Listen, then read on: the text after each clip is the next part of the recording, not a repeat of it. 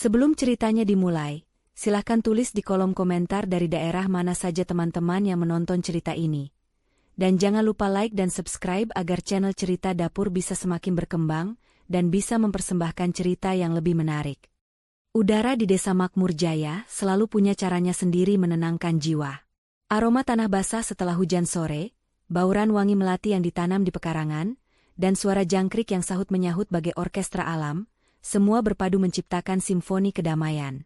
Di salah satu rumah sederhana berpagar bambu, tempat bunga-bunga bougainville merah merekah, Ayu tengah sibuk menyiapkan makan malam. Tangannya cekatan mengupas bawang, sementara senandung lirih lagu pop lawas keluar dari bibirnya. Senyumnya tak pernah lepas, seolah ia membawa serta cahaya mentari di dalam dirinya. Ayu, seorang gadis desa yang tumbuh besar di bawah lindungan gunung dan sawah, memiliki kecantikan yang alami. Kulitnya sawo matang, matanya bening memancarkan ketulusan, dan rambut hitam panjangnya selalu ia kuncir sederhana. Ia adalah potret kesederhanaan yang menawan. Kehidupannya berubah drastis 2 tahun lalu, saat ia bertemu Rio. Rio, seorang pria kota yang tampan, mapan, dan bertutur kata manis, datang ke desa dalam rangka proyek sosial perusahaan tempatnya bekerja. Ayu awalnya tak pernah membayangkan akan berjodoh dengan pria selevel Rio. Keluarga Rio adalah keluarga terpandang di kota, memiliki bisnis besar, dan hidup dalam kemewahan yang tak pernah Ayu impunkan. Namun, pesona Rio mampu meluluhkan hatinya. Cinta tumbuh di antara keduanya, atau setidaknya, itulah yang Ayu yakini. Rio selalu bersikap manis di depan Ayu. Ia memuji keramahan Ayu, keindahan desa, dan bahkan keahlian Ayu dalam memasak hidangan kampung.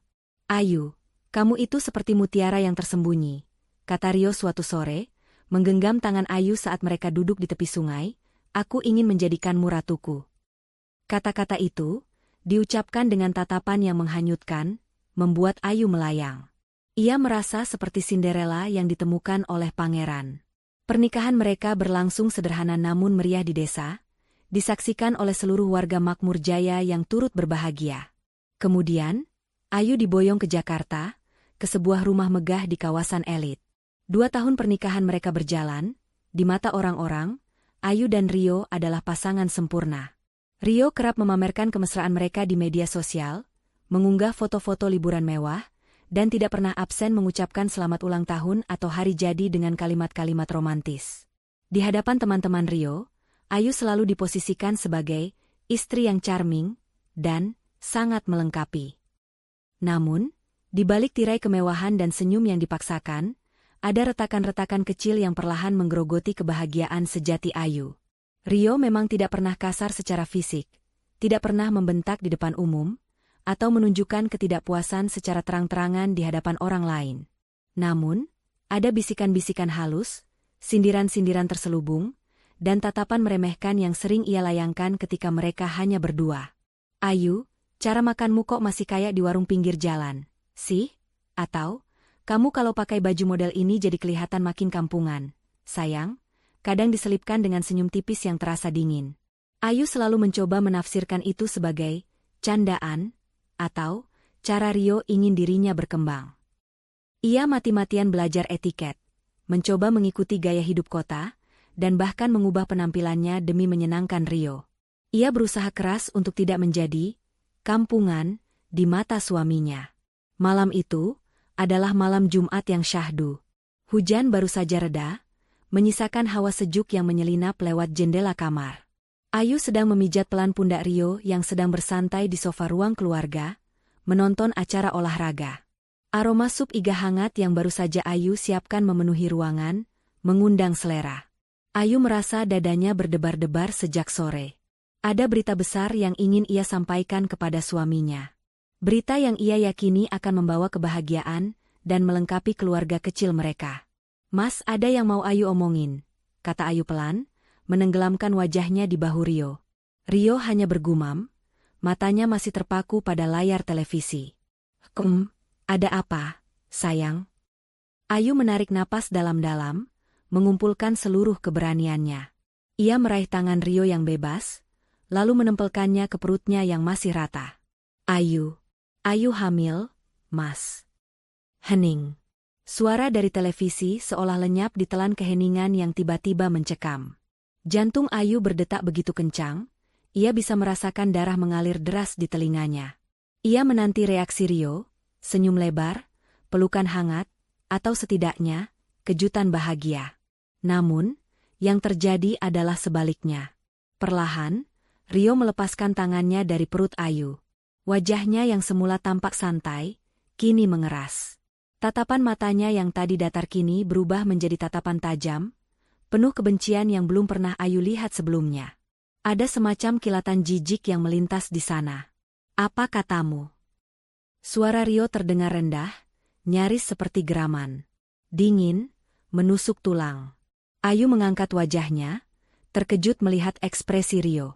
Senyum di bibirnya perlahan memudar. Ayu hamil, Mas.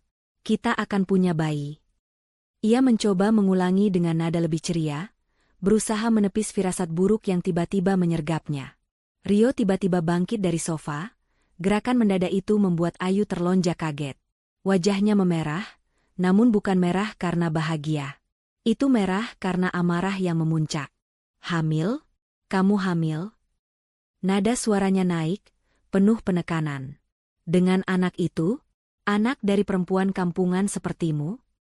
Kata-kata itu bagai palu godam yang menghantam dada Ayu. Tubuhnya membeku, napasnya tercekat. Mas, apa maksudmu? Maksudku? Rio tertawa sinis, tawa yang tak pernah Ayu dengar. Tawa yang terdengar sangat keji. Kamu pikir aku mau punya anak dari kamu? Dari rahimmu yang kampungan itu? Dari darahmu yang jelas-jelas kental dengan bau lumpur? Ayu mundur selangkah, tidak percaya dengan apa yang baru saja ia dengar. Matanya mulai berkaca-kaca. Mas, ini anak kita? Anak kita berdua? Tidak. Ini anakmu. Aku tidak sudi. Aku tidak sudi punya anak yang nanti akan punya gen kampungan sepertimu. Aku tidak sudi punya anak yang akan jadi beban, yang akan membuat malu reputasiku. Rio menunjuk-nunjuk wajah Ayu, kemarahannya meledak. Aku menikahimu karena aku kasihan. Karena aku ingin membuktikan aku bisa menaklukkan perempuan lugu sepertimu. Bukan untuk punya anak. Dunia Ayu runtuh. Kata-kata, kampungan, yang dulu hanya sindiran, kini keluar telanjang bulat, penuh dengan hinaan dan kebencian. Setiap suku kata yang keluar dari mulut Rio, adalah racun yang merobek-robek harga dirinya. Pria yang selama ini ia puja, pria yang ia cintai sepenuh hati, ternyata menyimpan dendam dan kebencian yang begitu besar. Ia bukan pangeran, melainkan iblis berwajah malaikat. Gugurkan kandunganmu itu. Perintah Rio, suaranya menggelegar di ruang tamu. Ayu menggelengkan kepala, air mata membanjiri pipinya. Tidak, Mas, tidak mungkin. Ini darah dagingku. Gugurkan, Ayu. Atau aku akan memastikan kamu menyesal seumur hidupmu. Rio menatapnya dengan pandangan dingin yang membuat bulu kuduk Ayu merinding. Aku tidak mau ada bayi, kampungan, yang lahir dari rahimmu. Jangan pernah berani melahirkan anak itu. Atau kau akan tahu akibatnya. Ancaman itu, tatapan itu, dan setiap kata-kata keji yang terlontar dari bibir Rio, membekas dalam ingatan Ayu. Malam itu, di tengah keheningan yang mencekam, bisikan neraka dari suaminya sendiri telah merenggut seluruh kebahagiaan semu yang selama ini Ayu genggam erat. Ia terhempang di lantai, terisak-isak dalam kegelapan yang tiba-tiba menyelimuti hidupnya, mendekap perutnya yang masih rata, tempat janin tak berdosa itu bersemayam. Malam itu, setelah gema kalimat pedih Rio mereda, dan lampu-lampu rumah mewah itu seolah ikut meredup, Ayu masih teronggok di lantai dingin ruang tamu. Air mata tak berhenti mengalir, membasahi pipi, menetes ke lantai, seolah setiap tetes adalah pecahan dari hatinya yang remuk. Di luar, suara jangkrik yang tadinya syahdu kini terdengar seperti bisikan mengejek. Aroma sup iga yang semula mengundang selera kini terasa memuakan, seperti racun yang menyebar di udara. Ia mendekap perutnya erat-erat, seolah melindunginya dari tatapan tajam dan kata-kata keji Rio yang masih terngiang. Gugurkan kandunganmu itu. Suara Rio, yang biasanya begitu lembut dan membuai, kini berubah menjadi deru badai yang menghantam. Anak dari perempuan kampungan sepertimu? Setiap kata, kampungan, yang Rio lontarkan, seolah menjadi cambuk yang menyayat kulitnya, meremukan harga dirinya hingga tak bersisa. Ia merasa kotor, hina, tak pantas. Bukankah dulu Rio berjanji akan menjadikannya ratu? Bukankah ia berkata mencintainya apa adanya? Semua itu kini hanya dongeng pahit yang mengawang di udara. Rio tak peduli. Setelah melontarkan ancaman, ia berbalik, berjalan menuju kamar tidur tanpa menoleh sedikit pun ke arah Ayu. Pintu kamar tertutup dengan bunyi berderit pelan, namun bagi Ayu, suara itu bagai genderang perang yang baru saja ditabuh. Ia ditinggalkan sendirian di ruang tamu yang kini terasa begitu luas dan dingin, hanya ditemani oleh isak tangisnya sendiri. Rasa sakit fisik di perutnya seolah tak seberapa dibandingkan dengan luka menganga di jiwanya. Pagi menjelang. Matahari menerobos tirai kamar, namun tak ada kehangatan yang sampai ke hati Ayu. Ia sama sekali tidak tidur. Matanya sembab, wajahnya pucat pasi. Rio sudah pergi ke kantor sejak subuh, tanpa sepatah kata pun, tanpa menoleh, seolah Ayu hanyalah patung tak bernyawa di rumah itu. Sun. Rumah sebesar ini terasa begitu menyesakan. Ayu bangkit dengan sisa-sisa tenaga, berjalan gontai ke kamar mandi. Di depan cermin, ia melihat pantulan dirinya yang hancur. Bukan Ayu yang dulu, Ayu yang selalu tersenyum dan memancarkan semangat. Ini adalah Ayu yang rapuh, Ayu yang terluka. Bayiku. Bisiknya pelan, menyentuh perutnya. Ada kehangatan di sana, sebuah kehidupan yang mulai tumbuh, yang belum tahu betapa rumitnya dunia tempat ia akan dilahirkan. Bagaimana bisa ia menggugurkannya? Bagaimana bisa ia membuang darah dagingnya sendiri, buah dari cintanya yang dulu ia kira tulus? Tapi, di sisi lain, bayangan wajah Rio yang penuh amarah terus menghantuinya. Ancaman Rio begitu nyata, begitu menakutkan. Ia tahu, Rio bukanlah pria yang main-main dengan ucapannya. Rio akan melakukan apapun untuk mencapai keinginannya. Selama beberapa hari berikutnya, rumah tangga mereka berubah menjadi medan perang dingin. Rio masih pulang ke rumah, tetapi ia bersikap seolah Ayu tidak ada. Ucapan-ucapan sinis dan tatapan merendahkan menjadi makanan sehari-hari Ayu. Kamu itu sudah kodratnya jadi perempuan kampungan. Ayu, jangan mimpi bisa masuk ke duniaku, celetuk Rio suatu pagi saat Ayu sedang menyiapkan sarapan. Atau saat Ayu mencoba bertanya tentang rencananya, Rio hanya menjawab, pikirkan saja bagaimana cara menggugurkan anak itu, jangan sok jadi ibu dulu. Kata, kampungan, terus menghantuinya, membungkus setiap napas, setiap langkahnya. Ayu merasa terkunci dalam sangkar emas. Ia ingin melawan, ia ingin berteriak bahwa ia bukan kampungan, bahwa ia juga punya harga diri, tapi kata-kata Rio seolah meruntuhkan benteng pertahanannya. Ia mencoba berargumentasi, Mas, kehamilan ini anugerah, Mas. Kita bisa membesarkannya bersama. Dia pasti akan jadi anak yang pintar, Mas. Namun Rio tak bergeming. Anugerah? Bagiku ini musibah. Aku tidak butuh anugerah yang akan mempermalukan aku di depan klien dan teman-teman sosialitaku. Rio bahkan mengancam, kalau kamu berani mempertahankan anak itu, jangan harap kamu bisa hidup tenang. Aku akan membuat hidupmu lebih sengsara dari yang bisa kamu bayangkan, dan aku tidak akan segan-segan meninggalkanmu. Ancaman itu adalah pukulan telak. Meninggalkan Ayu, di kota sebesar ini, tanpa keluarga, tanpa pekerjaan, tanpa siapa-siapa, bagaimana ia akan hidup? Bagaimana ia akan membesarkan bayinya sendirian? Ketakutan akan masa depan yang tidak pasti, kegelisahan akan stigma masyarakat, semua bercampur aduk dalam benaknya. Ia mulai ragu, apakah keputusannya untuk mempertahankan anak ini adalah egoismenya semata? Haruskah ia mengorbankan anaknya demi kelangsungan hidupnya sendiri, demi terhindar dari cengkraman Rio? Ayu mencoba mencari alasan lain untuk Rio, memohon belas kasihan. Mas, coba pikirkan baik-baik. Kalau kita gugurkan, itu dosa, Mas. Rio hanya tertawa hambar. Dosa? Dosa itu kalau aku membesarkan anak yang tidak aku inginkan. Ayu, dosa itu kalau aku hidup dengan perempuan yang tidak tahu diri sepertimu. Matanya memancarkan kekejaman yang tak pernah Ayu kenal. Ini pilihannya, anak itu lenyap, atau kamu lenyap dari hidupku. Pilih sekarang. Pilihan itu bagai dua bilah pisau yang menusuknya secara bersamaan. Di satu sisi, ada janin tak berdosa yang semakin kuat berdenyut di rahimnya, ikatan suci yang tak bisa ia lepaskan begitu saja. Cinta seorang ibu yang baru saja bersemi. Di sisi lain, ada tekanan yang semakin brutal dari Rio, ancaman yang nyata, dan ketakutan akan kehilangan segalanya. Otaknya memerintahkan untuk realistis, untuk memilih yang paling aman, yaitu menuruti kemauan Rio. Tapi hatinya menjerit tak rela, menolak untuk menyerah pada kekejaman suaminya. Ayu mencoba mencari tahu tentang prosedur aborsi, mencari informasi diam-diam di ponselnya. Setiap artikel yang ia baca, setiap testimoni yang ia temukan, hanya menambah beban di hatinya. Prosedur itu menakutkan, berisiko, dan yang terpenting, ia tahu itu adalah tindakan yang akan ia sesali seumur hidup. Hatinya berteriak, "Tidak, aku tidak akan melakukannya." Namun, Rio tidak memberi ruang bagi Ayu untuk berpikir lama. Tekanan psikologisnya semakin menjadi. Ia sengaja tidak memberikan uang saku, mengontrol setiap gerak-gerik Ayu, bahkan sampai pada hal-hal kecil seperti makanan. "Kalau kamu makan sebanyak itu, nanti anakmu makin besar, makin susah digugurkan," sindirnya saat Ayu mengambil nasi sedikit lebih banyak. "Atau, apa yang kamu makan itu? Makanan kampungan begitu mana cocok untuk wanita kota sepertiku." Rio seolah senang melihat Ayu menderita, melihat Ayu semakin terpojok. Di tengah pertarungan batin yang hebat itu, Ayu teringat nasihat almarhumah ibunya, "Nak, seorang ibu itu benteng pertama anaknya. Sekalipun dunia menolaknya, ibulah yang akan selalu melindunginya." Kata-kata itu berputar-putar di benaknya, memberikan sedikit kekuatan. Bisikan janin di dalam rahimnya, yang ia rasakan semakin nyata, seolah membisikkan permohonan, "Jangan tinggalkan aku, Ibu."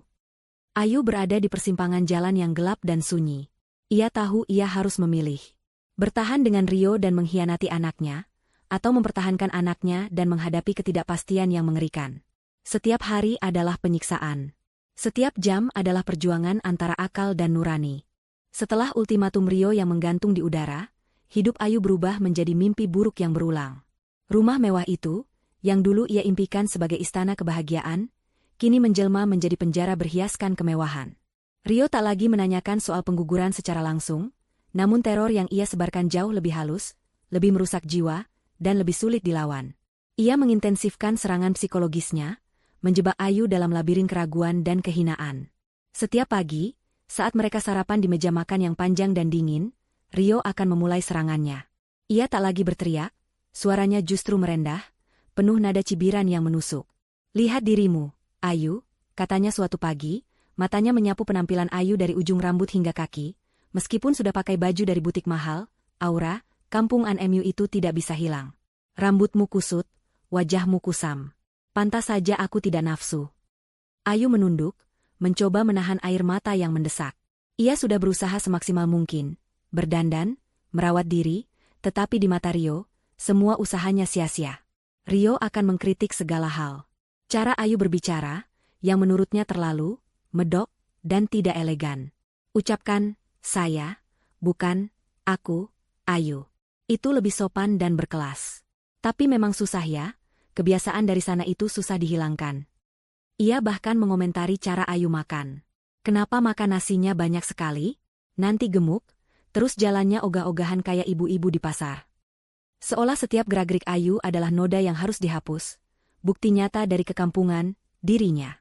Hinaan itu bukan hanya tentang penampilan fisik, tapi merasuk ke inti kepribadian Ayu, merusak kepercayaan dirinya sedikit demi sedikit. Ayu mencoba bersembunyi. Ia lebih banyak menghabiskan waktu di kamar, menghindari Rio. Namun Rio seolah punya mata di mana-mana. Jika Ayu terlalu lama di kamar, Rio akan mengetuk pintu dengan keras, kemudian masuk tanpa permisi. "Ngapain kamu di kamar terus? Mau menyembunyikan diri dari fakta kalau kamu itu tidak pantas jadi istriku, tidak pantas jadi ibu dari anak-anakku." Ia akan memaksa Ayu untuk ikut serta dalam aktivitasnya, seperti makan malam dengan rekan bisnisnya, hanya untuk kemudian mengomentari setiap kesalahan kecil Ayu di depan umum, atau menatapnya dengan pandangan merendahkan yang membuat Ayu merasa tak berdaya. Di depan orang lain, Rio akan bersikap manis dan protektif. "Ayu memang pemalu, dia belum terbiasa dengan lingkungan kota," katanya dengan senyum yang dipaksakan. Namun, Ayu tahu, itu hanyalah tipuan untuk menyembunyikan sisi gelapnya. Tekanan terbesar yang Rio lakukan adalah isolasi. Rio secara perlahan memutus semua jalur komunikasi Ayu dengan dunia luar. Telepon Ayu seringkali disita dengan alasan, agar kamu fokus mengurus rumah. Jika Ayu protes, Rio akan berkata, "Mau telepon siapa? Keluarga kampunganmu itu? Apa gunanya mereka? Hanya akan membebanimu saja." Ia melarang Ayu pergi sendirian, dengan dalih, khawatir dengan keselamatanmu di kota besar. Kartu kredit Ayu ditarik, uang tunai sangat dibatasi.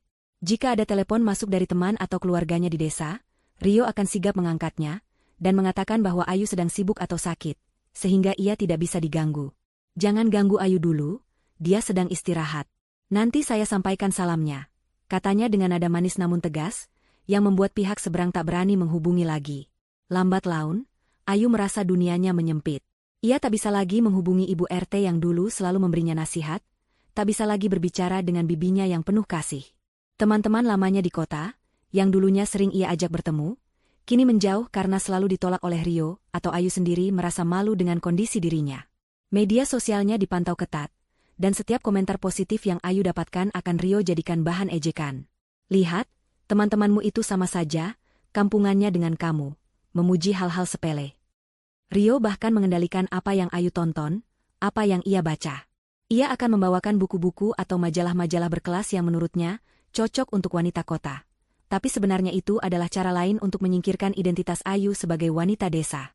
Ketika Ayu mencoba menonton acara televisi yang dulu ia suka, Rio akan langsung mengganti saluran dengan alasan, "Itu acara murahan, tidak cocok untuk rumah kita." Ia bahkan menyingkirkan semua pernak-pernik atau hiasan dari desa yang Ayu bawa ke rumah. "Itu benda-benda norak. Ayu, jangan membuat rumah kita jadi seperti gubuk." Perlahan, Ayu mulai percaya pada ucapan Rio. Ia mulai melihat dirinya sendiri melalui mata Rio. Seorang wanita kampungan yang tidak pantas, tidak berharga, dan tidak layak menjadi ibu. Perutnya yang membesar sedikit demi sedikit terasa seperti beban, bukan anugerah. Bisikan-bisikan Rio, yang terus-menerus meracuninya, membuat Ayu merasa tak berdaya, sendirian, dan tak punya tempat untuk berlindung. Ia menangis dalam diam setiap malam, tersembunyi di bawah selimut tebal, merindukan aroma tanah basah dan suara jangkrik di desa Makmur Jaya. Ia merindukan pelukan ibunya, yang tak akan pernah menghakiminya. Rio telah berhasil menciptakan sebuah realitas di mana Ayu adalah manusia yang tidak berguna, dan satu-satunya jalan keluar adalah menuruti kemauannya. Ayu merasa seperti selembar daun kering yang terlepas dari rantingnya, terombang-ambing tak tentu arah di tengah badai yang diciptakan suaminya sendiri. Ia tahu ia harus mencari bantuan, tetapi bagaimana caranya? Kemana ia harus pergi? Siapa yang akan percaya padanya? Pada wanita kampungan yang hidup di balik dinding emas ini? Teror kata-kata dan manipulasi Rio telah membuatnya merasa terasing, bahkan dari dirinya sendiri.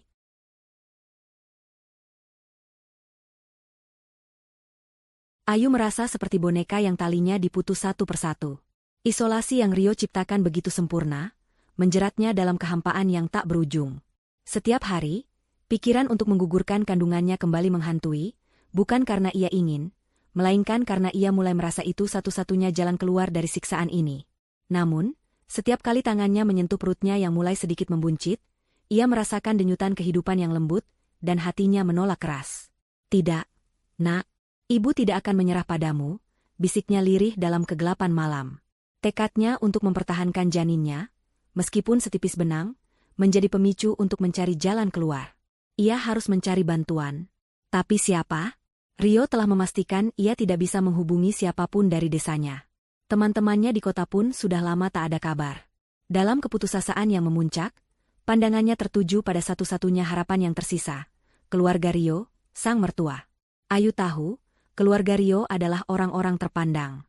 Mertuanya, Bu Renata dan Pak Hartono, selalu tampil elegan dan ramah di depan umum. Selama ini, interaksi Ayu dengan mereka terbilang minim. Mereka hanya sesekali datang berkunjung, atau saat acara keluarga besar.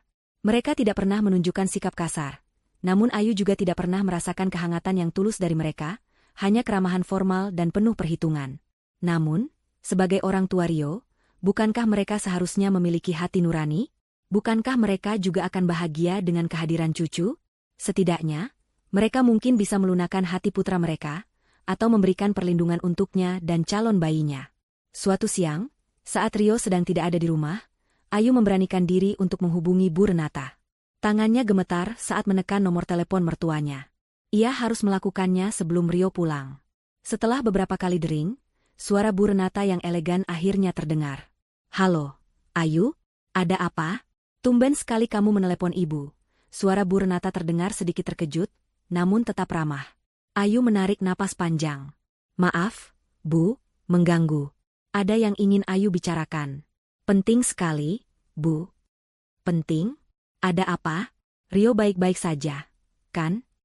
Ada nada khawatir dalam suara Bu Renata, namun sepertinya lebih kepada Rio ketimbang Ayu. "Rio baik-baik saja, Bu. Ini tentang Ayu dan tentang kehamilan Ayu, Bu. Ayu berusaha keras menjaga suaranya agar tidak bergetar. Hening sejenak. Oh, kehamilan? Kenapa? Bukankah Rio sudah memberitahumu untuk... Bu Renata tidak melanjutkan kalimatnya, namun Ayu bisa merasakan ada sesuatu yang janggal. Bu, Ayu benar-benar butuh bicara. Bisakah Ayu datang menemui ibu? Pinta Ayu memohon. Dengan berat hati, Bu Renata akhirnya setuju. Baiklah. Datanglah besok siang, saat Rio tidak ada. Tapi jangan terlalu lama, ibu ada janji golf. Ayu merasa sedikit lega. Setidaknya ada secercah harapan. Ia menghabiskan sisa hari itu dengan mempersiapkan diri, menyusun kata-kata terbaik untuk menjelaskan situasinya tanpa terdengar seperti mengadu domba. Keesokan harinya, dengan taksi online yang dipesan diam-diam, menggunakan sisa uang yang berhasil ia sisihkan, Ayu tiba di rumah mertuanya yang jauh lebih besar dan mewah dari rumahnya sendiri. Rumah itu adalah cerminan kekayaan dan status sosial yang sangat dijunjung tinggi oleh keluarga Rio. Ayu disambut oleh Bu Renata di ruang tamu yang dihiasi barang-barang antik dan lukisan mahal. Silakan duduk, Ayu. Jadi, ada apa yang penting sekali ini? Bu Renata memulai percakapan dengan senyum tipis, namun matanya memancarkan ekspresi yang sulit diartikan. Ayu mulai bercerita, pelan-pelan, dengan suara bergetar. Ia menjelaskan tentang kehamilannya, tentang reaksi Rio yang tak terduga, tentang ancaman-ancaman yang dilontarkan, dan bagaimana Rio terus-menerus merendahkannya dengan sebutan kampungan. Ia bahkan menceritakan bagaimana Rio memaksanya untuk menggugurkan kandungannya. Ia berharap bisa melihat empati atau setidaknya kejutan di mata mertuanya. Namun, reaksi Bu Renata sungguh di luar dugaan Ayu. Senyum tipis itu tidak luntur. Bahkan ketika Ayu menceritakan betapa menderitanya ia. Wajah Bu Renata tetap tenang, hampir acuh tak acuh. Setelah Ayu selesai berbicara, Bu Renata menghela napas panjang, seolah Ayu baru saja memberitahu tentang masalah yang sangat sepele. Ayu, dengar ibu baik-baik, kata Bu Renata, suaranya tenang namun ada nada tegas di dalamnya. Ibu tahu Rio kadang memang sedikit keras kepala. Tapi itu demi kebaikan kalian, demi masa depan Rio. Ayu terkesiap. Demi kebaikan? Tapi, Bu, dia ingin Ayu menggugurkan cucu ibu sendiri. Bu Renata mengangkat tangannya, mengisyaratkan Ayu untuk diam. Dengar dulu, Rio itu putra satu-satunya kami. Dia punya masa depan yang sangat cerah, bisnis yang besar, dan reputasi yang harus dijaga. Kamu tahu, kan, bagaimana tekanan hidup di kota ini? Ayu hanya bisa menatap tak percaya. Tapi, Bu, ini anak Rio. Dan itu masalahnya, Ayu, potong Bu Renata dengan nada dingin. Ibu tidak bermaksud merendahkanmu. Tapi Rio itu dididik di lingkungan yang berbeda. Dia butuh pendamping yang selevel, yang bisa menemaninya di lingkaran sosialnya. Bukan berarti kamu tidak baik, tapi kalian memang berbeda. Bu Renata meneguk tehnya. Dan soal anak, Rio sudah sangat jelaskan, dia tidak menginginkannya. Jika dia tidak menginginkannya, itu akan menjadi beban. Beban bagi Rio, beban bagi nama baik keluarga, dan tentu saja, beban bagimu sendiri. Tapi itu darah dagingnya, Bu, cucu ibu. Ayu merasa hatinya semakin sakit. Seharusnya kamu tahu diri, Ayu, Bu Renata menatapnya tajam. Rio sudah berbaik hati menikahimu, membawa kamu dari desa ke kota. Sudah sepatutnya kamu membalas kebaikan itu dengan mengerti apa yang terbaik untuknya. Jika Rio tidak ingin ada anak sekarang, atau tidak ingin ada anak dari kamu, maka turuti saja. Itu demi masa depan kalian berdua, demi pernikahan kalian. Air mata Ayu kembali menetes. Jadi ibu setuju dengan Rio? Ibu tidak akan membantu Ayu? Ayu, ibu bukan tidak membantu. Ibu hanya menyarankan apa yang terbaik untuk semua. Rio itu anak ibu, Ayu. Ibu tahu dia yang terbaik untuk putra ibu. Bu Renata berdiri, isyarat bahwa percakapan ini sudah selesai. Pikirkanlah baik-baik. Jangan sampai kamu menyesal. Hidup di kota itu keras, Ayu. Jangan sampai kamu kehilangan Rio dan tidak punya apa-apa. Ayu berjalan keluar dari rumah mertuanya dengan langkah gontai. Secercah harapan yang ia bawa tadi siang kini pudar, bahkan hancur berkeping-keping. Tembok yang ia harapkan runtuh ternyata semakin kokoh berdiri. Mertuanya, yang seharusnya menjadi pelindung, justru lebih memihak putranya, bahkan menyalahkannya. Mereka tidak melihatnya sebagai menantu atau ibu dari cucu mereka, melainkan sebagai masalah yang harus diselesaikan demi reputasi keluarga. Ia mencoba menghubungi kerabat dekatnya di Jakarta, seorang bibi jauh yang dulu pernah singgah di desanya. Bibinya menyambutnya dengan ramah, mendengarkan ceritanya dengan prihatin. Namun, begitu Ayu menyampaikan ancaman Rio dan keinginannya untuk mempertahankan anak, raut wajah bibinya berubah. "Nak Ayu, maaf ya, bibi tidak bisa ikut campur terlalu jauh. Ini masalah rumah tangga kalian. Bibi tidak mau nanti jadi salah paham dengan Mas Rio dan keluarganya," kata bibinya dengan nada canggung. "Rio itu kan orang penting, keluarga besar. Bibi takut nanti malah kena masalah. Maaf ya, Nak." Lagi-lagi, tembok. Ketakutan orang-orang akan pengaruh Rio dan keluarganya jauh lebih besar daripada rasa simpati terhadap penderitaan Ayu. Ia terpojok, merasa tak ada jalan keluar.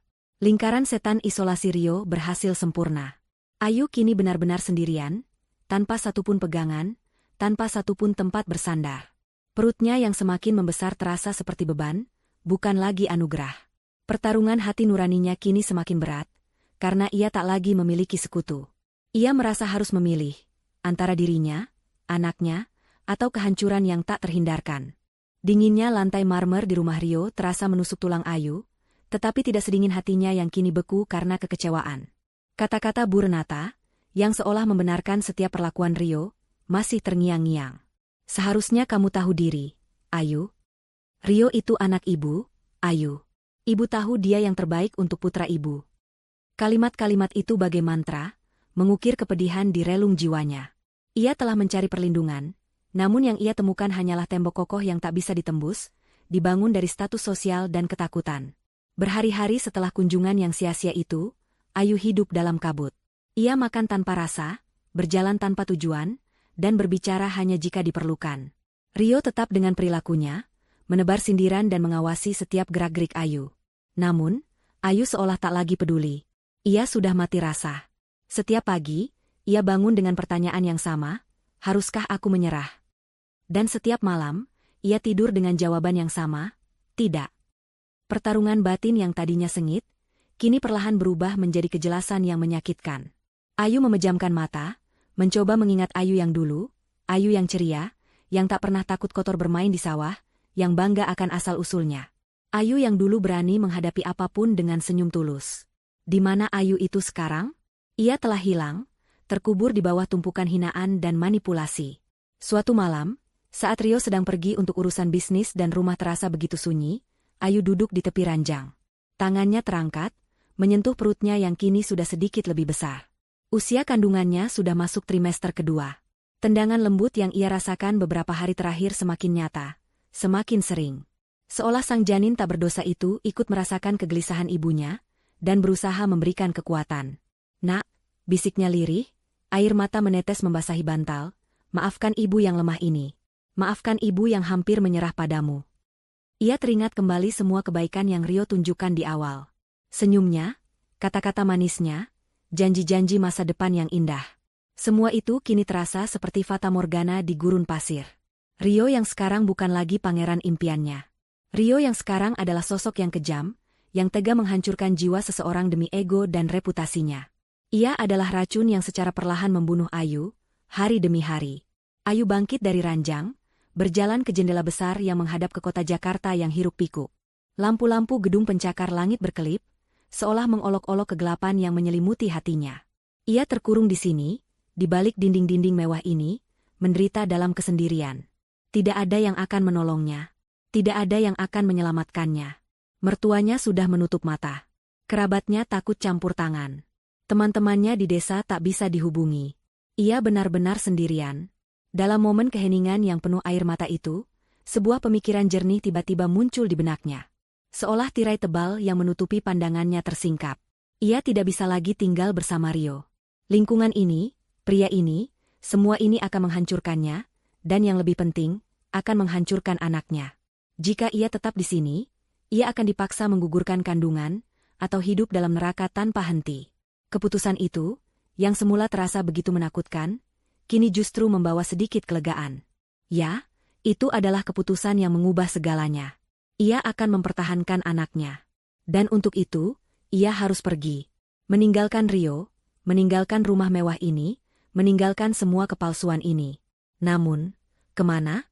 Ia tidak punya uang, tidak punya pekerjaan, dan tidak punya koneksi di kota ini. Hanya ada satu tempat yang bisa ia tuju. Satu-satunya tempat yang pernah memberinya kedamaian sejati, meskipun dulu sering diejek Rio sebagai kampungan. Desa Makmur Jaya. Tempat asalnya. Tempat di mana ia tumbuh besar. Di mana ada almarhumah ibunya yang selalu mengajarkannya tentang kekuatan dan ketulusan. Di sana, ia mungkin akan menghadapi pandangan iba dan gosip. Ia mungkin akan menghadapi kesulitan finansial yang menghadang. Tapi setidaknya, di sana ada kebebasan. Ada udara yang bersih. Ada ketulusan. Dan yang terpenting, di sana ia bisa melindungi anaknya. Keputusan telah bulat. Sebuah keberanian baru tumbuh di dadanya, setipis benang namun sangat kuat. Ia tidak akan lagi menjadi Ayu yang rapuh dan ketakutan. Ia akan menjadi Ayu yang tangguh, yang berani memperjuangkan hidupnya dan hidup anaknya. Ia bangkit, kakinya terasa lebih kuat. Pandangannya tidak lagi sayu, melainkan memancarkan tekad. Malam itu, di tengah kesunyian yang mencekam, Ayu membuat rencana. Ia akan pergi diam-diam. Tidak ada perpisahan, tidak ada konfrontasi, karena ia tahu itu hanya akan memperburuk keadaan. Ia akan menunggu sampai Rio pergi kerja, atau saat ia benar-benar yakin Rio tidak akan kembali dalam waktu dekat. Ayu membuka lemari pakaiannya. Ia tidak akan membawa banyak barang. Hanya yang paling penting, beberapa helai baju sederhana, dokumen pribadi, dan beberapa perhiasan kecil pemberian ibunya yang dulu ia sembunyikan dari Rio. Ia tidak akan mengambil apapun yang Rio berikan, karena semua itu terasa kotor, dinodai oleh hinaan dan kebencian. Setiap gerakan terasa seperti ritual pembebasan. Ia mengemas barang-barangnya ke dalam sebuah tas ransel kecil, jantungnya berdegup kencang antara ketakutan dan harapan. Ia tidak tahu apa yang menantinya di depan. Mungkin kesulitan, mungkin cemoohan. Tapi satu hal yang ia tahu, ia tidak lagi sendiri. Ada janin di dalam rahimnya, yang akan menjadi motivasi terbesarnya. Anak ini, yang hampir saja ia gugurkan karena kebiadaban ayahnya, adalah hadiah terbesar yang harus ia jaga. Malam itu, Ayu akhirnya bisa tidur, meski hanya beberapa jam. Untuk pertama kalinya dalam waktu yang sangat lama, ia merasakan sedikit kedamaian. Kedamaian dari sebuah keputusan besar yang telah ia buat, sebuah keputusan yang akan mengubah segalanya. Ia akan menjadi wanita kampung, yang tangguh, bukan lagi yang rapuh. Perjalanan panjangnya baru saja dimulai. Pagi itu, udara Jakarta terasa berbeda bagi Ayu. Bukan lagi pengap dan menyesakan, melainkan sejuk, membawa harapan yang samar. Rio telah berangkat ke kantor sejak subuh. Seperti biasa, tanpa menoleh atau mengucapkan sepatah kata pun. Ini adalah kesempatan emas. Jantung Ayu berdebar kencang, memacu adrenalin.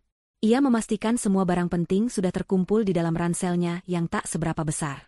Hanya baju sederhana, dokumen penting, dan satu-satunya harta berharga yang tersisa, kalung pemberian almarhumah ibunya. Ia melangkah pelan melewati setiap ruangan rumah mewah itu. Ruang tamu dengan sofa-sofa mahal dan lukisan abstrak yang tak pernah ia pahami maknanya. Dapur modern yang jarang ia gunakan karena Rio lebih suka makan di restoran atau Ayu memasak hidangan, kampungan, yang ia sembunyikan. Kamar tidur yang menjadi saksi bisu kebahagiaan semu dan penderitaan pahit. Setiap sudut rumah itu kini terasa asing, bahkan menjijikkan. Ini bukan rumah, melainkan sangkar yang mengurungnya. Ayu tak berpamitan. Tidak ada surat, tidak ada pesan. Ia tahu, perpisahan apapun hanya akan memicu amarah Rio dan menghalangi kepergiannya. Ia ingin lenyap tanpa jejak, seolah tak pernah ada di kehidupan Rio. Dengan kunci duplikat yang selama ini tak pernah ia gunakan, Ayu membuka pintu utama, merasakan embusan angin pagi yang dingin menerpa wajahnya. Ia menarik napas dalam-dalam, menghirup kebebasan yang terasa pahit manis. Langkah pertamanya keluar dari gerbang rumah itu terasa berat, namun setiap langkah berikutnya menjadi lebih ringan. Ia memesan taksi online menuju terminal bus antar kota. Di dalam taksi, ia memandangi gedung-gedung tinggi, kemacetan yang mulai terbentuk, dan wajah-wajah orang kota yang tampak terburu-buru. Semua itu adalah bagian dari kehidupan yang kini ia tinggalkan, kehidupan yang nyaris merenggut jiwanya. Perutnya yang mulai membesar adalah satu-satunya pengingat bahwa ia tidak sendirian, bahwa ada alasan kuat di balik keputusannya yang nekat ini. Perjalanan dengan bus dari Jakarta menuju Desa Makmur Jaya memakan waktu berjam-jam. Ayu memilih tempat duduk di dekat jendela, memandangi pemandangan yang berubah perlahan. Dari gedung-gedung pencakar langit yang angkuh, beralih ke jalanan tol yang padat, lalu ke hamparan sawah hijau yang mulai familiar. Setiap kilometer yang ia tempuh menjauhi Jakarta, setiap kenangan buruk tentang Rio seolah ikut menjauh. Ia merasakan napasnya lebih lega, paru-parunya terisi udara yang lebih bersih, bukan lagi aroma kemunafikan dan kehinaan. Ketika bus berhenti di terminal kecil dekat desanya, hari sudah sore. Langit mulai merona jingga. Ayu turun dengan tas ranselnya, kakinya sedikit kaku karena perjalanan panjang. Aroma tanah basah dan dedaunan yang familiar langsung menyergap indranya.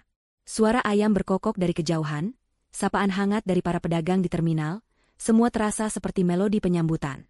Ini adalah rumah. Ini adalah tempatnya berasal. Namun, kepulangan Ayu tak bisa sepenuhnya tanpa gejolak. Ia memutuskan untuk tidak langsung pulang ke rumah lamanya yang kini dihuni adiknya, melainkan mampir ke rumah Ibu RT.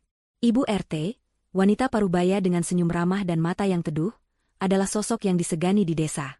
Beliau sudah seperti ibu kedua bagi Ayu sejak almarhumah ibunya meninggal. Ayu? Ya Allah, Nak Ayu. Ibu RT langsung memeluk Ayu erat saat melihatnya di teras rumah. Pelukan itu hangat, tulus, berbeda jauh dengan pelukan Rio yang selalu terasa kosong. Kemana saja kamu ini? Kok tiba-tiba saja datang? Rio mana? Kalian liburan ke sini? Rentetan pertanyaan meluncur dari bibir Ibu RT, disertai tatapan heran yang tak bisa disembunyikan. Ayu hanya tersenyum tipis, matanya berkaca-kaca. Ayu sendirian, Bu RT. Ada yang ingin Ayu ceritakan. Malam itu, di dapur Ibu RT yang sederhana, dengan segelas teh hangat dan piring berisi pisang goreng, Ayu menceritakan segalanya. Dari awal pernikahan yang terasa manis, bisikan-bisikan Rio tentang kampungan, hingga puncaknya saat ia hamil dan Rio menunjukkan kebenciannya yang sesungguhnya.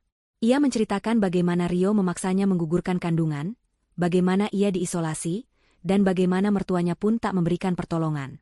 Ayu menumpahkan semua kesakitannya, air mata mengalir deras membasahi pipinya. Ibu RT mendengarkan dengan seksama, sesekali menghela napas, sesekali menggelengkan kepala tak percaya. Mata teduhnya kini memancarkan kesedihan dan kemarahan yang samar. Ketika Ayu selesai, Ibu RT memeluknya lagi, lebih erat dari sebelumnya. Ya Allah, Nak Ayu, kenapa kamu tidak cerita dari dulu? Bisik Ibu RT, suaranya tercekat. Tidak apa-apa, Nak. Kamu sudah membuat keputusan yang benar. Kamu sudah sangat berani. Kedatangan Ayu ke desa, tanpa Rio, dan dengan perut yang mulai membuncit, tentu saja menarik perhatian. Bisikan-bisikan mulai beredar di Makmur Jaya. Ayu sudah pulang, tapi suaminya tidak ikut. Dia kenapa? Ya, perutnya kok agak besar. Jangan-jangan ada masalah dengan Rio? Pandangan Iba bercampur penasaran mengikuti langkah Ayu setiap kali ia keluar rumah Ibu RT. Ada yang menatapnya dengan kasihan, ada pula yang bergosip di balik tangannya. Tidak apa-apa, Nak, biarkan saja mereka bicara. Yang penting kamu dan calon bayimu sehat, kata Ibu RT, mencoba menenangkan Ayu saat mereka berjalan-jalan di pagi hari. Kamu di sini saja dulu. Rumah ibu terbuka untukmu. Meskipun mendapat dukungan dari Ibu RT, Ayu tahu ia tidak bisa terus-menerus merepotkan. Ia harus mencari cara untuk hidup mandiri. Kesulitan finansial membayang di depan mata. Ia tidak punya uang banyak, dan ia tidak punya pekerjaan. Bagaimana ia akan membesarkan anak ini di desa, tanpa Rio? Melihat sawah-sawah yang menghampar hijau, sungai yang mengalir jernih, dan pohon-pohon kelapa yang melambai-lambai, Ayu merasakan ketenangan yang sudah lama hilang. Udara kampung yang sederhana, yang dulu diejek Rio, kini terasa seperti pelukan hangat. Di sini, ia tidak perlu berpura-pura menjadi siapapun. Di sini, ia bisa menjadi Ayu, si anak desa, dengan segala kekurangannya, dan dengan segala kekuatan yang belum ia sadari sepenuhnya. Malam harinya, Ayu kembali teringat ucapan almarhumah ibunya. Nak, sebesar apapun badai yang datang, tanah ini akan selalu jadi tempatmu berpijak. Ingat akar-akarmu. Kata-kata itu kini terasa sangat relevan. Ia memang telah kembali ke akarnya. Dan dari akar itulah, ia harus mulai tumbuh kembali. Perjalanan berat memang menantinya, namun kini ia tak sendiri. Ada kehidupan kecil yang berdetak di dalam dirinya, dan itu adalah alasan terbesar untuknya bangkit. Kepulangan Ayu ke Makmur Jaya adalah seperti benih yang kembali ke tanah asalnya setelah diterpa badai. Ia mungkin tampak layu di permukaan, namun akarnya masih kuat, menunggu untuk kembali menghirup kehidupan. Di rumah Ibu RT, Ayu perlahan mulai menemukan kembali ritmenya. Aroma masakan sederhana, suara anak-anak bermain di luar, dan canda tawa warga desa yang kadang terdengar, semua adalah balsam bagi jiwanya yang terluka. Ibu RT adalah jangkar pertamanya. Wanita itu tak hanya menyediakan tempat berteduh, tapi juga telinga yang mau mendengar dan hati yang penuh pengertian. Setiap malam, Setelah semua pekerjaan rumah selesai, Ayu akan duduk bersama Ibu RT di teras depan, di bawah langit bertabur bintang yang tak pernah terlihat sejelas ini di kota. Ayu akan bercerita tentang ketakutannya akan masa depan, tentang rasa bersalahnya karena melarikan diri, dan tentang stigma yang mungkin akan ia hadapi sebagai wanita hamil tanpa suami. "Nak Ayu," kata Ibu RT suatu malam, suaranya lembut namun penuh kebijaksanaan, "kamu itu sudah sangat berani. Tidak semua wanita punya kekuatan sepertimu, memutuskan untuk melindungi darah dagingnya sendiri. Soal omongan orang, biarkan saja. Nanti juga capek sendiri mereka. Yang penting, kamu sekarang aman, dan calon bayimu juga aman." Ibu RT juga meyakinkan Ayu bahwa Rio tak akan bisa menemukan dan mengganggunya di desa ini. "Di sini banyak mata, Yu. Kita akan lindungi kamu." Dukungan Ibu RT tidak berhenti di situ. Beliau mulai memperkenalkan Ayu kembali pada kehidupan desa. Mengajak Ayu ikut serta dalam kegiatan arisan ibu-ibu, pengajian, dan gotong royong di balai desa. Awalnya, Ayu merasa canggung. Ia masih merasa ada pandangan aneh dari beberapa mata, bisikan samar yang seolah menunjuk ke perutnya yang semakin membesar. Beberapa ibu-ibu muda menatapnya dengan rasa ingin tahu yang kuat, sementara yang lebih tua hanya memberikan senyum prihatin. Namun, Ayu berusaha mengabaikannya. Ia memaksakan diri untuk tersenyum, menyapa, dan membantu sebisa mungkin. Perlahan, sikap Ayu yang terbuka dan kesediaannya untuk tetap berinteraksi membuat sebagian besar warga desa melunak. Mereka melihat Ayu bukan lagi sebagai wanita yang gagal dalam pernikahan kota, tetapi sebagai sosok yang tegar dan penuh perjuangan. Beberapa sahabat lamanya, seperti Wati, tetangga sebelah rumahnya dulu, mulai mendekat. Wati adalah gadis periang yang dulu sering Ayu ajak bermain di sawah. Pertemuan kembali dengan Wati terasa seperti menemukan kepingan dirinya yang hilang. "Yu, kamu kenapa sih? Cerita dong," desak Wati suatu sore, saat mereka berdua membantu Ibu RT menumbuk kopi. Ayu ragu-ragu pada awalnya, tetapi kehangatan dan ketulusan di mata Wati membuatnya luluh. Ia menceritakan kisahnya lagi, kali ini kepada Wati, yang mendengarkan dengan penuh empati. Wati tidak menghakimi, tidak menyalahkan, ia hanya memeluk Ayu erat-erat. "Dasar Rio bajingan itu," umpat Wati, matanya berkilat marah. "Tenang saja, Yu, ada kami di sini, kamu tidak sendirian." Dukungan dari sahabat lama dan Ibu RT adalah vitamin bagi jiwa Ayu. Mereka tidak hanya memberikan dukungan emosional, tetapi juga praktis. Ibu RT membantu Ayu mencari pekerjaan sampingan yang tidak terlalu berat untuk ibu hamil. Ia menyarankan Ayu untuk membantu di kebun sayur miliknya atau membuat kerajinan tangan dari anyaman bambu, sesuatu yang Ayu sudah mahir sejak kecil. Ayu mulai menghabiskan waktunya dengan berkebun, merasakan tanah di bawah jemarinya, menghirup aroma sayuran segar. Pekerjaan itu sederhana, namun memberinya ketenangan yang mendalam. Setiap kali ia melihat tunas baru tumbuh, setiap kali ia memanen hasil kebun, ia merasa ada kehidupan baru yang juga tumbuh di dalam dirinya. Ia juga mulai menganyam tikar kecil, tas belanja, atau hiasan dinding dari bambu. Hasil karyanya tidak sempurna, tetapi ada keindahan dalam kesederhanaannya, dan Ibu RT membantu menjualnya di pasar desa. Momen-momen ini adalah titik balik bagi Ayu. Ia tidak lagi merasa minder dengan sebutan wanita kampungan. Justru sebaliknya, ia mulai menerima identitas itu dengan bangga.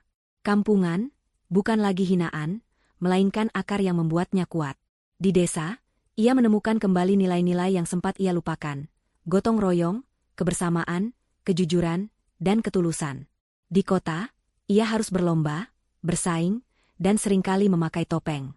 Di desa, ia bisa menjadi dirinya sendiri. Suatu siang, saat Ayu sedang menganyam di teras rumah Ibu RT, seekor kupu-kupu hinggap di perutnya yang membuncit. Ayu tersenyum. Ia mengelus perutnya, merasakan tendangan lembut dari janinnya yang semakin aktif. "Kamu tidak akan malu punya ibu yang kampungan ini, Nak," bisiknya pelan, air mata haru menetes. "Justru di sini, kamu akan tumbuh dengan cinta yang tulus, dengan nilai-nilai yang nyata." Menerima diri sebagai wanita kampungan, ternyata bukan bentuk menyerah pada hinaan Rio, melainkan bentuk pemberontakan yang paling fundamental. Itu adalah pengakuan bahwa ia punya kekuatan yang Rio takkan pernah mengerti. Kekuatan yang berasal dari kesederhanaan, dari ikatan dengan alam, dan dari dukungan komunitas yang tulus. Ia sadar, selama ini Rio hanya melihatnya dari permukaan, dari label status sosial. Rio tak pernah melihat kedalaman hatinya, ketangguhannya, dan potensi yang ia miliki. Setiap hari yang berlalu, Ayu merasa semakin kuat. Fisiknya memang lelah karena kehamilan dan pekerjaan, tetapi jiwanya terbang bebas. Ia melihat ke depan, memikirkan masa depan bersama anaknya. Ia akan membesarkan anak ini dengan penuh cinta, mengajarkannya nilai-nilai luhur yang ia dapatkan dari desa, dan menunjukkan padanya bahwa kampungan bukanlah kelemahan, melainkan sebuah identitas yang bisa dibanggakan. Ia tak lagi memikirkan Rio, tak lagi berharap pada penyesalan suaminya. Pikirannya kini hanya fokus pada satu hal, menjadi ibu yang kuat dan mandiri. Pelukan hangat dari akar-akar kehidupannya di desa telah memberinya energi baru. Ia telah jatuh, tetapi kini ia bangkit kembali, lebih kokoh dari sebelumnya, siap menghadapi babak baru dalam hidupnya. Waktu berjalan begitu cepat di Makmur Jaya, seiring dengan perut Ayu yang semakin membesar. Setiap hari adalah penantian, setiap detik adalah persiapan mental dan fisik untuk kedatangan sang buah hati. Ayu merasakan ikatan yang semakin kuat dengan janinnya. Tendangan-tendangan kecil di dalam perutnya bukan lagi beban, melainkan melodi kebahagiaan yang tak tertandingi. Itu adalah pengingat konstan bahwa ia tidak sendirian, dan bahwa ia telah membuat keputusan yang paling benar dalam hidupnya. Ayu belajar banyak hal selama kehamilannya di desa. Ia belajar tentang kesabaran dari proses menanam benih hingga panen. Ia belajar tentang ketulusan dari senyum tulus anak-anak desa yang selalu menyapanya. Dan ia belajar tentang kekuatan dari dirinya sendiri, dari kemampuan tubuhnya untuk menopang kehidupan baru. Ibu RT dan Wati menjadi pilar utamanya. Mereka selalu ada, mendampingi Ayu memeriksakan kandungan ke puskesmas desa, menyiapkan makanan bergizi, dan memberikan semangat di saat Ayu merasa lelah. "Sudah berapa bulan, Yu?" tanya Wati suatu sore, mengelus perut Ayu dengan lembut. "Masuk 9 bulan, Wat." "Sebentar lagi," jawab Ayu, senyumnya merekah. "Ada ketegangan, ya, tapi lebih banyak kebahagiaan. Tidak usah khawatir, Yu. Semua akan baik-baik saja," hibur Wati, seolah membaca kegelisahan samar di mata sahabatnya. Hari itu pun tiba. Dini hari, saat desa masih diselimuti embun dan bintang-bintang masih bersinar terang, Ayu merasakan kontraksi pertama. Awalnya samar, namun perlahan semakin kuat dan teratur. Keringat dingin membasahi dahinya. Ia membangunkan Ibu RT yang tidur di kamar sebelah. Ibu RT sigap, wajahnya memancarkan ketenangan namun gerakannya cekatan. "Ayo, Nak Ayu, kita ke bidan," kata Ibu RT, membantu Ayu bangun. Wati yang sudah berjaga-jaga di rumah Ibu RT juga ikut panik bercampur gembira. Mereka berdua memapah Ayu menuju rumah bidan desa yang letaknya tidak terlalu jauh. Suara jangkrik yang menemani langkah mereka pagi itu terasa berbeda, seolah ikut mengiringi momen sakral yang akan terjadi. Di rumah bidan, perjuangan Ayu dimulai. Rasa sakit yang luar biasa melanda tubuhnya. Namun ia mengingat kembali setiap hinaan Rio, setiap kata, kampungan, yang dulu melumpuhkannya. Kali ini, kata-kata itu tidak lagi merobohkannya, melainkan menjadi pemicu kekuatan. "Aku harus kuat. Untuk anakku. Aku tidak akan menyerah." Ia mengepalkan tangan, menahan erangan. "Ayo, Bu Ayu, sedikit lagi." Suara bidan menyemangati. Ibu RT terus memegang tangan Ayu, memberikan usapan lembut di dahinya. "Kamu pasti bisa, Nak. Ingat, kamu kuat." Beberapa jam kemudian, tangisan bayi memecah keheningan dini hari. Suara tangisan itu begitu jernih, begitu lantang, memenuhi seluruh ruangan. Ayu merasakan sebuah kelegaan luar biasa, seolah semua rasa sakit, semua penderitaan, lenyap seketika digantikan oleh kebahagiaan murni. Air mata mengalir deras di pipinya, kali ini air mata bahagia, air mata haru. "Selamat, Bu Ayu. Bayi ibu perempuan," kata bidan dengan senyum lebar, menyerahkan bayi mungil yang masih merah itu ke pelukan Ayu. Ayu menatap makhluk mungil di dekapannya. Wajahnya mungil, matanya terpejam, kulitnya kemerahan. Ada rasa yang tak bisa diungkapkan dengan kata-kata. Sebuah cinta yang murni, tanpa syarat, tak terbatas. Inilah buah dari perjuangannya, bukti bahwa ia telah membuat keputusan yang tepat. Rio mungkin telah meninggalkannya, menghinanya, tetapi Tuhan telah memberinya hadiah terindah ini. Anak ini adalah bagian dari dirinya, darah dagingnya, yang akan selalu menemaninya. Ia mencium kening bayinya dengan lembut, merasakan kehangatan yang menjalar ke seluruh tubuhnya. Namamu Mentari," bisik Ayu, matanya menatap wajah mungil itu dengan penuh kasih. Mentari. Karena anak ini adalah cahaya yang menerangi kegelapan dalam hidupnya, cahaya yang membimbingnya kembali ke jalan yang benar.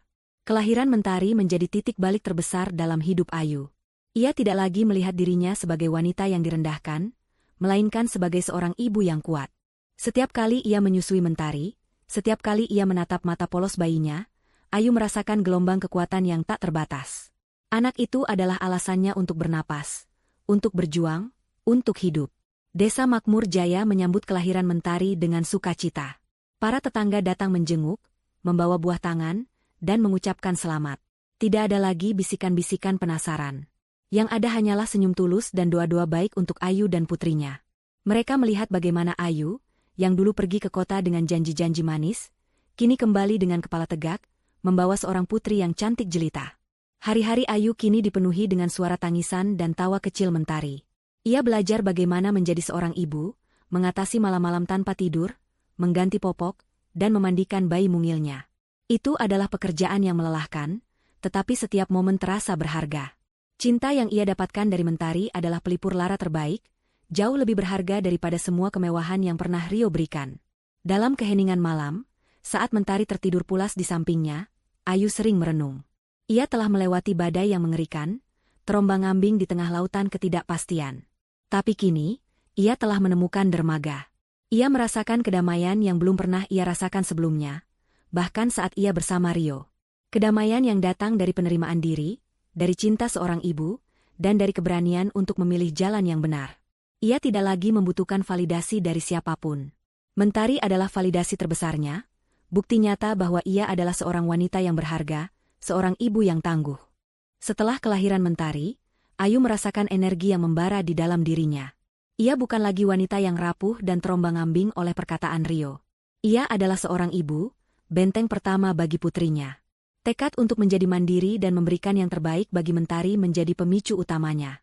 Ia harus bangkit, tidak hanya untuk dirinya sendiri, tetapi juga untuk cahaya kecil yang kini mengisi hari-harinya. Hidup di desa memang menawarkan ketenangan, tetapi juga tantangan finansial. Uang tabungan Ayu sangat menipis, dan ia tidak bisa terus-menerus merepotkan Ibu RT. Ia harus mencari nafkah, dan ia harus melakukannya dari desa Makmur Jaya. Rio memang melarangnya bekerja di Jakarta, dengan alasan tidak pantas untuk istri orang kaya, tapi di sini, tidak ada lagi Rio yang bisa menghalangi. Ayu mulai berpikir keras tentang keahlian dan keterampilan apa yang ia miliki. Sejak kecil, ia dikenal sebagai anak yang rajin dan kreatif. Ia pintar membuat aneka kerajinan tangan dari bahan-bahan alami di sekitar desa. Anyaman bambu, kerajinan dari pelepah pisang kering, bahkan seni merajut. Ibu RT, yang selalu mendukung, menyarankan agar Ayu mencoba membuat camilan khas desa yang disukai banyak orang. "Kamu kan jago bikin kue putu Ayu, Nak. Kenapa tidak coba jual?" saran Ibu RT suatu pagi, saat Ayu sedang menyusui Mentari. Mata Ayu berbinar. Kue putu Ayu adalah resep warisan almarhumah ibunya, yang selalu disukai tetangga saat ada acara. Ia teringat bagaimana ibunya dulu sering membuatkan kue itu untuknya dan teman-temannya. Ide itu terasa pas. Modal yang dibutuhkan tidak terlalu besar. Bahan-bahannya mudah didapat di desa, dan ia bisa mengerjakannya di rumah sambil mengurus Mentari. Dengan sedikit modal pinjaman dari Ibu RT dan sisa tabungannya, Ayu mulai merintis usaha kecil-kecilan.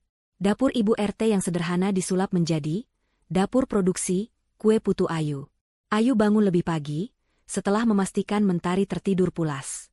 Dengan cekatan, ia mengayak tepung beras, menyiapkan kelapa parut, dan mencampur adonan dengan gula merah yang harum. Aroma pandan dan kelapa parut yang dikukus mulai memenuhi rumah Ibu RT, mengundang selera. Awalnya, ia hanya membuat beberapa loyang, dibantu oleh Wati yang rajin menawarkan diri. Kue-kue itu mereka jual ke tetangga dekat dan warung-warung kecil di sekitar desa. Responsnya sungguh di luar dugaan. Kue putu Ayu buatan Ayu rasanya persis seperti yang dulu dibuat almarhumah ibunya. Lembut, manisnya pas, dan harumnya menggoda. Berita tentang kue putu Ayu buatan Ayu si anak desa menyebar dengan cepat dari mulut ke mulut. Pelan tapi pasti, usahanya berkembang. Permintaan semakin banyak. Ayu mulai membuat variasi kue lain, seperti lemper, klepon, dan getuk. Ia juga mengembangkan kerajinan tangan anyaman bambunya menjadi produk yang lebih fungsional, seperti tas belanja ramah lingkungan dan kotak penyimpanan yang cantik. "Yu, pesanan tas anyamanmu sudah banyak ini. Kamu butuh bantuan?" tanya Wati suatu hari, melihat tumpukan pesanan. Ayu tersenyum lelah namun bahagia. "Iya, Wat. Kalau terus begini, aku bisa kewalahan." Itu adalah titik di mana Ayu menyadari bahwa ia tidak hanya berhasil untuk dirinya sendiri. Ia bisa menciptakan lapangan kerja kecil di desanya. Ia mulai mengajak beberapa ibu-ibu muda dan lansia di desa yang kurang berpenghasilan untuk membantunya, baik dalam membuat kue maupun menganyam kerajinan. Ia melatih mereka, berbagi ilmunya, dan membayar mereka dengan upah yang layak. Usaha, Dapur Ayu, dan Anyaman Mentari, nama yang ia berikan untuk usahanya, sebagai pengingat putrinya, semakin dikenal. Tak hanya di desa Makmur Jaya, tetapi juga di kota kecamatan terdekat. Pesanan mulai datang dari luar desa, dari warung-warung dan bahkan kafe-kafe yang ingin menyajikan camilan tradisional. Ayu bahkan mulai berani memanfaatkan media sosial, yang dulu ia hindari karena Rio, untuk mempromosikan produknya, dibantu oleh anak ibu RT yang lebih melek teknologi. Foto-foto kue tradisional yang cantik dan tas anyaman yang unik menarik perhatian banyak orang. Ayu tak lagi merasa minder dengan sebutan kampungan. Justru sebaliknya, ia menjadikannya motivasi. Wanita kampung bukan berarti lemah, miskin, atau tak berdaya. Ia adalah bukti hidup bahwa wanita kampungan juga bisa sukses, mandiri, dan bahkan menjadi inspirasi bagi orang lain. Kekuatan dan kreativitasnya berasal dari akarnya yang dalam, dari nilai-nilai kesederhanaan dan ketekunan yang ia dapatkan dari desa. Setiap keuntungan yang ia dapatkan, sebagian besar ia sisihkan untuk kebutuhan Mentari dan sebagian lagi untuk mengembangkan usahanya. Ia tidak lagi menggantungkan diri pada siapapun. Ia bisa membeli kebutuhan Mentari, membayar sekolah jika nanti Mentari besar, dan bahkan memperbaiki rumah lama orang tuanya yang kini dihuni adiknya. Suatu hari, seorang wartawan lokal datang ke desa, tertarik dengan kisah sukses Dapur Ayu. Ayu diwawancarai, kisahnya dimuat di surat kabar lokal. Ia menceritakan perjalanannya dengan penuh semangat, tanpa menyinggung Rio atau kepahitan masa lalunya secara langsung. Ia hanya fokus pada bagaimana ia bangkit dari keterpurukan dan menemukan kekuatannya di desa. "Apa motivasi terbesar Anda, Bu Ayu?" tanya wartawan itu. Ayu tersenyum, menatap Mentari yang sedang digendong ibu RT. "Anak saya. Dia adalah segalanya. Dan saya ingin membuktikan bahwa dari kesederhanaan, kita bisa menciptakan sesuatu yang luar biasa." Kisah Ayu menjadi pembicaraan hangat di desa. Ia menjadi sosok inspiratif, teladan bagi banyak wanita lain yang mungkin menghadapi kesulitan serupa. Mereka melihat Ayu bukan lagi sebagai korban, melainkan sebagai seorang pejuang. Ia adalah pahlawan bagi dirinya sendiri, dan juga bagi desanya. Ia telah menjelma lebih tinggi dari apapun yang Rio coba rendahkan. 3 tahun berlalu sejak Ayu meninggalkan Jakarta dan membangun kembali hidupnya di desa Makmur Jaya. Mentari, putrinya, kini sudah berusia 3 tahun, tumbuh menjadi anak yang ceria dan pintar, mewarisi senyum tulus Ayu dan kecerdasan yang tak diragukan. Usaha, Dapur Ayu, dan Anyaman Mentari tidak hanya bertahan, tetapi berkembang pesat. Ayu berhasil membuka toko kecil di pasar desa, bahkan merambah penjualan daring yang pesat berkat bantuan pemuda desa yang jago teknologi. Ia telah membuktikan, wanita kampungan, yang dituduhkan Rio ternyata bisa lebih sukses dari bayangan pria itu. Kehidupan Ayu kini dipenuhi kedamaian dan kebahagiaan yang sejati, yang tak pernah ia temukan dalam sangkar emas Rio. Ia dikelilingi oleh orang-orang yang tulus mencintainya. Ibu RT yang selalu menganggapnya seperti anak sendiri, Wati yang setia menjadi sahabat karib dan tangan kanan dalam usaha, serta warga desa yang kini memandangnya dengan hormat dan kekaguman.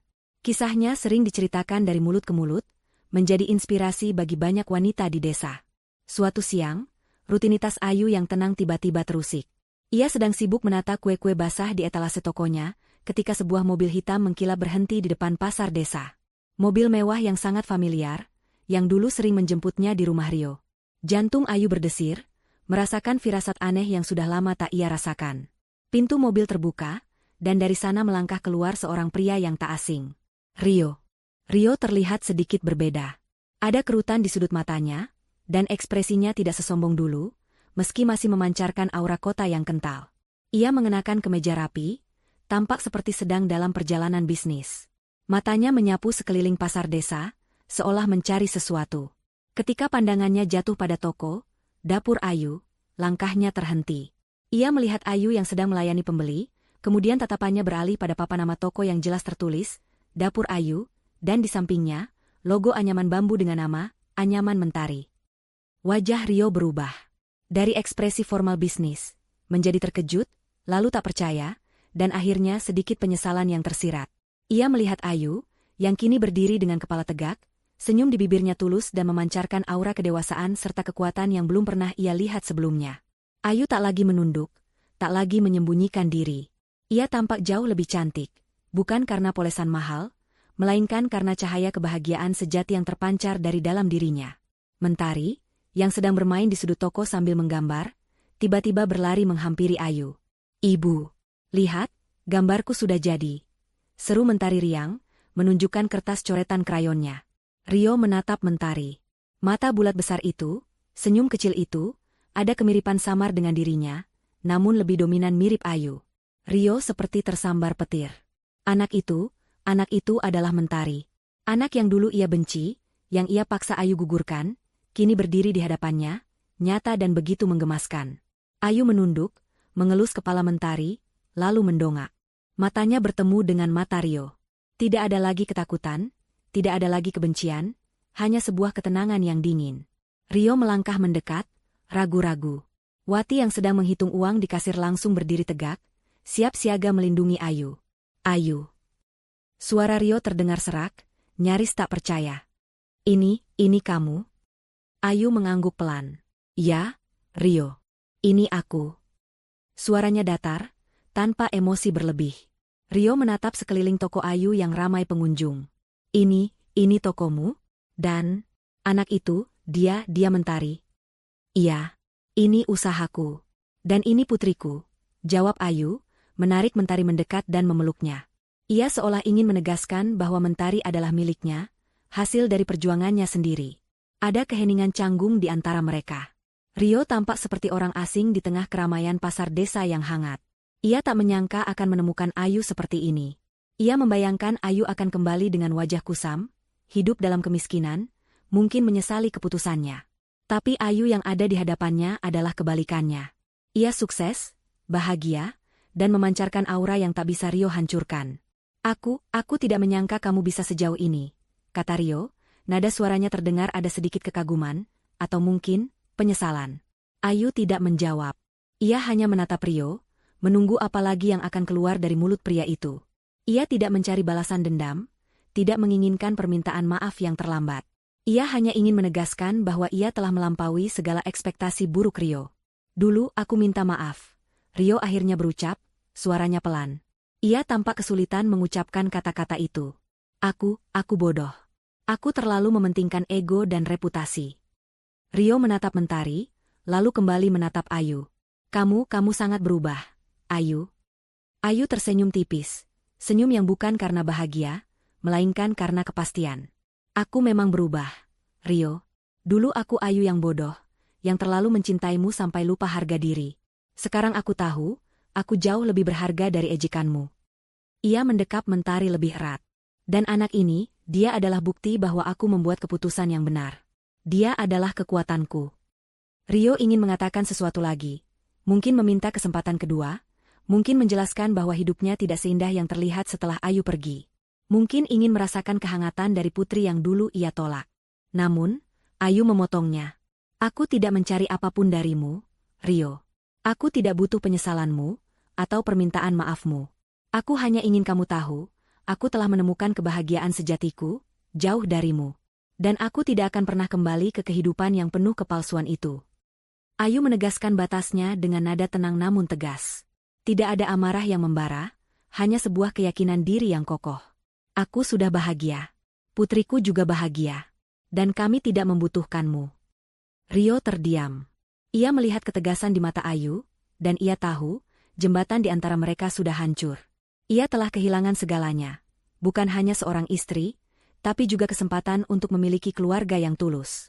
Ia menatap Mentari sekali lagi, pandangan kosong yang dipenuhi penyesalan. Tanpa berkata apa-apa lagi, Rio berbalik, melangkah kembali ke mobil mewahnya, dan melaju pergi, meninggalkan Ayu di tengah keramaian pasar yang kini terasa lebih hangat dan bersahabat. Ayu menatap punggung Rio yang menghilang di kejauhan. Tak ada sedikit pun rasa sakit, hanya kelegaan. Bayangan masa lalu yang mencoba mengusik kedamaiannya kini telah ia hadapi dan ia biarkan berlalu. Ia memeluk Mentari, mencium puncak kepala putrinya. "Kita baik-baik saja, Nak," bisiknya. Cahaya masa depannya terpancar jelas di wajah mungil Mentari, di toko kecilnya, dan di setiap sudut desa makmur jaya yang menjadi saksi bisu kebangkitannya. Pertemuan tak terduga dengan Rio di pasar desa, menjadi semacam penutup babak lama dalam hidup Ayu. Tidak ada lagi sisa kepedihan, tidak ada lagi bayangan masa lalu yang menghantui. Ia telah melangkah maju, jauh meninggalkan bayang-bayang Rio dan segala racunnya. Kini, fokus Ayu sepenuhnya tertuju pada masa depannya, masa depan Mentari, dan masa depan Desa Makmur Jaya.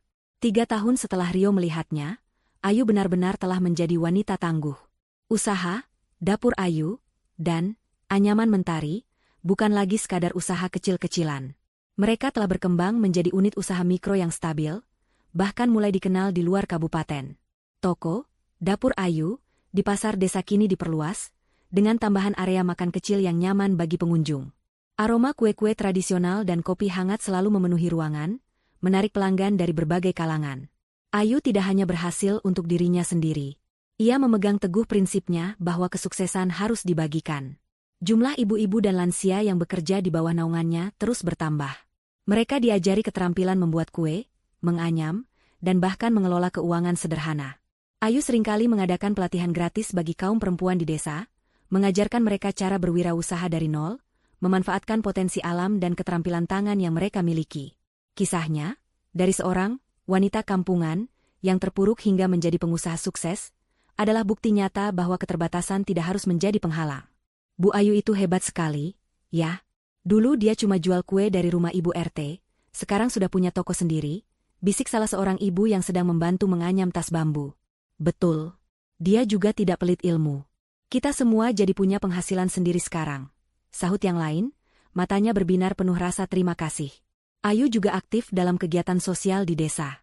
Ia menjadi salah satu penggagas program kebun gizi komunitas, mengajak warga menanam sayuran organik di lahan kosong desa untuk memenuhi kebutuhan pangan sehat.